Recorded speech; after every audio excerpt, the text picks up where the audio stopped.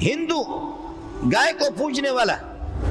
گائے کی عبادت کرنے والے، گائے کی پیشاب پینے والا، ان میں بہادری کہاں سے آ گئی؟ ان میں شجاعت کہاں سے آ گئی؟ وہ کوئی بہادر نہیں ہوتا، لیکن وہ سمجھتا ہے کہ مسلمان پرلے درجے کے بے غیرت مسلم بزدل بن گئے، اس لیے مجھے جو کچھ کرنا ہے تو میں کروں گا۔ اور پاکستان اپنی آنکھیں تو اٹھا لے نا، آنکھیں تو ملا لے، تو ہندو کو کیا ہمت ہوگی؟ کبھی ڈنمارک ہے، کبھی اللہ آپ کا بھلا کرے جاپان والے ہیں، کبھی فلان ملک والے، کبھی فلان ملک والے۔ ہمارے اسلامی حضرات یہ ہے کہ ان کا اپنا حال یہ ہے کہ اس دنیا سے چلے گئے، کوئی ہمارا قل واللہ کسی کا درست نہیں، اور کوئی اس دنیا سے چلا گیا کلمہ کسی کا درست نہیں، اور کوئی اس دنیا سے جانے والا ہے خاتم النبیین اس کی زبان سے نہ نکلے، مبارک ہو تمہیں۔ انڈیا جیسے بے غیرت وہ ہمارے نبی پر تبصرہ کرتا ہے، ڈنمارک کبھی ہمارے نبی پر، نبی کی شان میں گستاخی کرتا ہے، کبھی کون سا ملک کرتا ہے، کون سا ملک کرتا ہے۔ اب بھی انہوں نے کوئی خاص قدم اٹھایا بھی نہیں۔ آپ دیکھ رہے ہیں کہ مسلسل ہندوستان کے اندر یہ ہندو گائے کو پوجنے والا، گائے کی عبادت کرنے والے، گائے کی پیشاب پینے والا، ان میں بہادری کہاں سے آ گئی؟ ان میں شجاعت کہاں سے آ گئی؟ وہ کوئی بہادر نہیں ہوتا، لیکن وہ سمجھتا ہے کہ مسلمان پرلے درجے کے بے غیرت مسلم بزدل بن گئے، اس لیے مجھے جو کچھ کرنا ہے تو میں کروں گا۔ سعودی والوں کی تو اپنے شراب کی بوتل چل رہی ہے، اور دوسروں کی، دبئی والوں کی اپنے چل رہی ہے، اور کویت والوں کی اپنے عیاشیاں چل رہی ہیں۔ ان عیاشوں کو، ان شرابیوں کو، اور اس قسم کے جوئے باز، اس قسم کے لٹیروں کو دیکھ کر کے کافر کو ہمت کیوں نہیں ہوگی؟ کافر کو پھر یہ کہ بہادری کیوں نہیں ہوگی؟ کافر کو شجاعت کیوں نہیں ہوگی؟ اس طریقے پر محمد رسول اللہ صلی اللہ علیہ وسلم پر تبصرے کرنے والے طالبان نے کیسے کیا؟ انہوں نے ان کے بندے بلا دیے، بلا کر کے ان کو کتنوں کو گرفتار کیا، کتنوں کو انہوں نے گرفتار کیا۔ افغانستان کی حکومت کل بن گئی ہے، ہندو کو کہا کہ تمہارے دماغ کو ہم ٹھیک کر دیں گے، اور یہاں وہ چیز ہو بھی نہیں رہی، یہاں اس قسم کی جرت ہے ہی نہیں ہے، یہ چیز نہیں ہو رہی آپ کی توسط سے۔ اور یہ ہے کہ ہمارے ایجنسی والے حضرات بھی یہاں ہماری اس فریاد کو پہنچائیں۔ ہم نے ہندوؤں کے گائے کے تو ہم گائے کو بھی، ہمارے اکابرین، ہمارے مذہب میں گائے حلال ہے، لیکن ہمارے اکابرین نے، بزرگوں نے اتنا احترام کیا کہ ہندوستان کے اندر کہنے لگے ہمارے مذہب میں، ہمارے دین میں گائے حلال ہے، لیکن ان کے مذہب کے مطابق ان کی ممتا ہے، ان کی ممتا ہے، ان کے لیے قابل احترام ہے، اس لیے گائے کو ہندوؤں کے سامنے ذبح نہ کرو۔ اگر مسلمانوں تمہیں قربانی کرنی ہے تو اپنے مکانات کے اندر چوری چھپکے سے کر دو، کسی کے مذہب کے ساتھ کھیلنے کی اجازت نہیں۔ واہ! مولانا محمد قاسم نانوتوی رحمۃ اللہ علیہ فرماتے قرآن میں وَإِن مِّنْ أُمَّةٍ إِلَّا خَلَا فِيهَا نَذِيرٌ، ہر امت کے اندر، ہر امت میں کوئی نبی آیا ہے، ہر امت میں پاکیزہ ذوات آئے ہیں، ہر امت کے اندر یہ ہے کہ قیمتی ہستیاں آ گئی ہے، انبیاء آ گئے، ڈرانے والے آ گئے۔ تو حضرت فرماتے کہ چونکہ نام نہیں ہے سوائے چند انبیاء کے، حدیثوں میں ان کے نام ہے، قرآن میں ان کے نام ہے، باقی 1.25 لاکھ انبیاء کا نام تو نہیں ہے، سوائے چند نبیوں کے قرآن نے جن کا تذکرہ کیا ہے، حدیث نے جن کا تذکرہ کیا ہے، لیکن یہ ہے حدیثوں میں کہ 1.25 لاکھ انبیاء آ چکے ہیں، ان کی تفصیلات نہیں ہے۔ قرآن خود کہتا ہے وَرُسُلًا قَدْ قَصَصْنَاهُمْ عَلَيْكَ مِن قَبْلُ وَرُسُلًا لَمْ نَقْصُصْهُمْ عَلَيْكَ۔ کچھ انبیاء کا تذکرہ ہم نے آپ کے سامنے کیا ہے، کچھ کا تذکرہ نہیں کیا ہے۔ حضرت اقدس مولانا محمد قاسم نانوتوی رحمۃ اللہ علیہ فرماتے ہیں ہمیں معلوم نہیں ہے، ہو سکتا ہے کہ کچھ انبیاء ہندوؤں کے ہندوستان میں بھی آ گئے، اور یہ کہ راشن، یہ رام چند اور کرشن، رام چند اور کرشن دیگر مختلف ہندوؤں کے ہاں کچھ یہ ہے کہ ذوات کے وہ نام لیتے کہ پاکیزہ ہستیاں گزر چکی ہیں۔ حضرت فرماتے ہیں کہ نام لے کر کے ان کی توہین نہ کرو، ہمارے پاس تفصیل نہیں ہے، ہو سکتا ہے کہ یہ بھی قیمتی ہستیاں ہو، اور ہو سکتا ہے کہ یہ نبی ہوں۔ قرآن خود کہتا ہے جہاں بھی کوئی امت آئی ہے، جہاں انسانیت آئی ہے، جہاں کوئی لوگ آئے ہیں، وہاں میں نے نبی بھیجا ہے۔ اب انبیاء کی تفصیل نہیں ہے، تو ہو سکتا ہے کہ ان کے رام چند اور یہ کرشن یہ کوئی نبی ہو، لیکن ہمیں معلوم، اس لیے ان کا احترام کر لو، اس لیے ان کا احترام کر لو۔ تو یہ کام تو پھر ہم بھی شروع کریں، یہاں سے گالی دینا شروع کر دیں، اور آپ اس طریقے اور محمد رسول اللہ صلی اللہ علیہ وسلم کی توہین کر رہے ہیں، الیاذ باللہ۔ یہ طریقہ نہیں ہے۔ یہ جو عیسائی اور یہودی اس طرح تو اللہ نے ان کو ذلیل کر دیا۔ قرآن میں ہمیں یہ تعلیم دی گئی ہے لا نفرق بین احد من رسلہ، 1.25 لاکھ انبیاء، پاکیزہ ہستیاں ہم ان میں تفریق نہیں کرتے۔ ایک موقع پر یہودی نے کہا اس خدا کی قسم، ترمذی کی حدیث آپ کو سنا رہا ہوں، اس خدا کی قسم جس خدا نے موسیٰ علیہ السلام کو پوری انسانیت پر ترجیح دی ہے، جس نے موسیٰ کو فضیلت دی ہے پوری دنیا کے اندر، اس خدا کی قسم کھا کے کہتا، مسلمان نے دے مارا تھپڑ صحابی نے اس کے چہرے پہ، کہا تو کیا کہہ رہا ہے؟ تو کہہ رہا اس خدا کی قسم جس نے موسیٰ کو پوری دنیا پر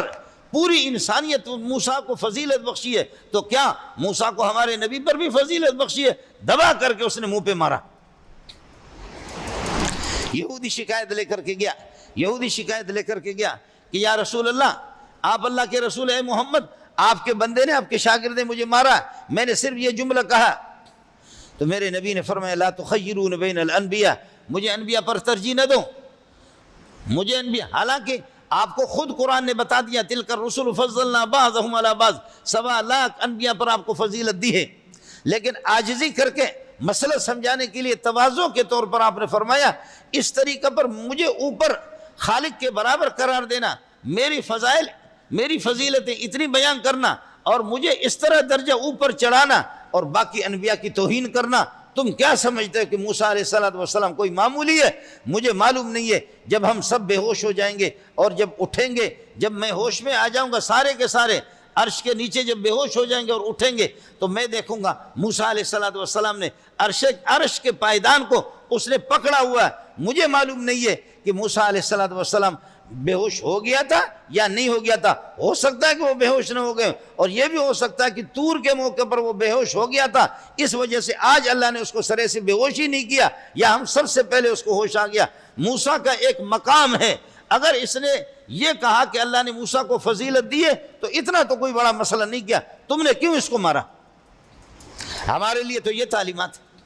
آپ نے فرمایا کہ لا ينبغي لأحد أن يقول أنا خير من يونس بن متى، کسی کو روا نہیں ہے، کسی کو جائز نہیں ہے کہ یہ کہہ دے کہ یونس علیہ السلام قوم سے تنگ آ کر کے اللہ کی وحی کا انتظار نہیں کیا،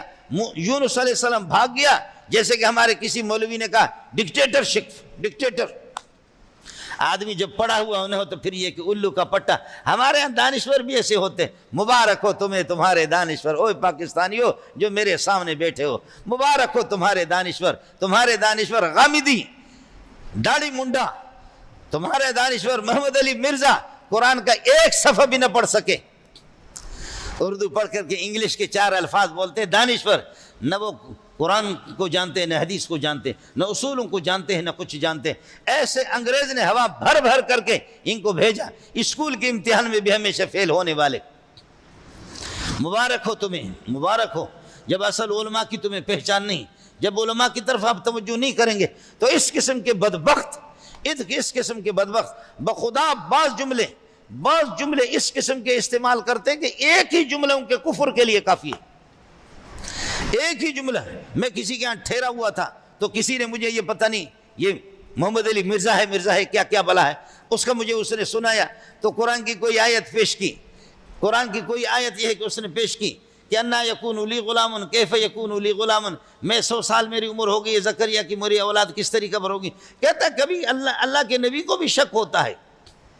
نبیوں کو بھی کبھی شک ہوتا ہے، انا للہ و انا الیہ راجعون، انا للہ و انا الیہ راجعون۔ اس قسم کے بدبخت، اب آپ آئیں تو میں پورا دن آپ کو کیف پر پڑھاؤں گا، آپ آئیں گے تو ہم آپ کو بتائیں گے کہ کیف کیا ہے، لیکن جو جاہل، جو اصولوں کو جانتا بھی نہ ہو تو اس کو کیا پتا ہے کہ یہ کس معنی کے لیے، کس معنی کے لیے، کہاں کس معنی کے لیے، کہاں کس معنی کے لیے آتا ہے۔ بخدا جاہل اور اجہل، اور حکومتوں کی سازش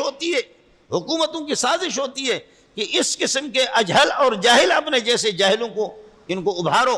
ان کو سر عام پہ لاؤ، ان کو اسکرین پہ لاؤ، اور جو اصل علماء حقانیین ربانیین ہیں وہ دب جائیں، چونکہ یہ خود گمراہ ہے، گمراہوں کو اور چاہتے کہ دنیا کے اندر اور ملک کے اندر بے دینی پھیل جائے۔ ہماری حکومتیں اگر اس طرح متوجہ ہو جائیں اور پاکستان اپنی آنکھیں تو اٹھا لے نا، آنکھیں تو ملا لے، تو ہندو کو کیا ہمت ہوگی؟ کبھی ڈنمارک ہے، کبھی اللہ آپ کا بھلا کرے جاپان والے ہیں، کبھی فلان ملک والے، کبھی فلان ملک والے. ہمارے اسلامی حضرات یہ ہے کہ ان کا اپنا حال یہ ہے کہ اس دنیا سے چلے گئے، کوئی ہمارا قل واللہ کسی کا درست نہیں، اور کوئی اس دنیا سے چلا گیا کلمہ کسی کا درست نہیں، اور کوئی اس دنیا سے جانے والا ہے خاتم النبیین اس کی زبان سے نہ نکلے. مبارک ہو تمہیں جی. آپ کے توسط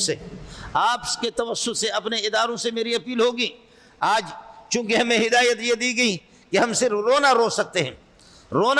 ہیں، اور اپنے اداروں سے بھی میری اپیل ہوگی کہ ہم تمہارے قربان جائیں. ٹھیک ہے آپ ملک کی حفاظت کر رہے ہیں، اس لیے اداروں سے میری گزارش ہوگی، اپیل ہوگی، اور اپنی حکومت سے اپیل ہوگی کہ آپ اس کو ملک کی سطح پر، عالمی سطح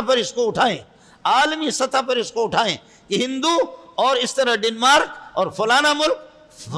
برطانیہ، فرانس، یہ ہمارے ساتھ کھیل کیوں کھیلتے ہیں؟ اگر اس طریقہ پر کریں گے تو پھر وہ صحابی نے جیسے اس کو حلال کیا، اس صحابی نے اس کو ذبح کیا، اس نے اس کو ذبح کر دیا، ہم بھی یہی کہیں گے جو تمہارے مل جائے اس کو ذبح کریں. اللہ تعالی ہمیں ہوش عطا فرمائے، بصیرت عطا فرمائے. اللہ تعالی ہمارے اداروں کو ہمت دے دے، ان کو قوت دے دے، شجاعت، ان کو بہادری عطا فرمائے. اللہ تعالی ہمارے ملک کے وزیر اعظم کو اور اس کے یہ کہ جو کابینہ ہیں ان کو بھی خدا تعالیٰ جرأت عطا فرمائے. اس کو عالمی سطح پر ہمیں اس بات کو اٹھانا چاہیے کہ محمد رسول اللہ کی توہین کی